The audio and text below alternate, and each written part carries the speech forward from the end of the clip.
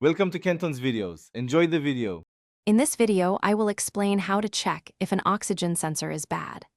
A malfunctioning oxygen sensor can significantly impact your vehicle's performance and fuel economy. It's a crucial component for your engine's computer to manage the air-fuel mixture effectively. We'll walk through several straightforward steps to help you accurately diagnose a potentially failing sensor, ensuring your vehicle runs smoothly and efficiently. Understanding these checks can save you time and money. First, always start with a thorough visual inspection of the oxygen sensor and its wiring.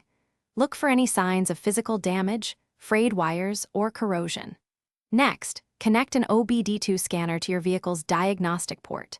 Check for specific diagnostic trouble codes, such as P0133, P0171, or P0172. These codes are strong indicators of an oxygen sensor malfunction, guiding your next steps in diagnosis. To perform a more detailed check, you'll need a multimeter. Disconnect the oxygen sensor and use the multimeter to test the resistance of its heater circuit. A healthy heater circuit typically measures between 5 and 10 ohms. Then, with the engine running, test the sensor's signal wire for voltage fluctuations.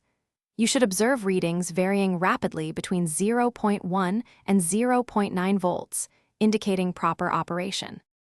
For the most precise diagnosis, especially if initial tests are inconclusive, a professional technician can utilize an oscilloscope.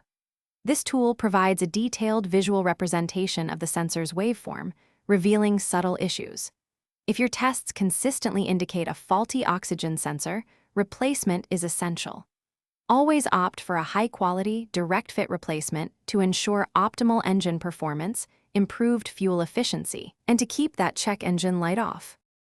Thanks for watching. Consider subscribing if we helped you.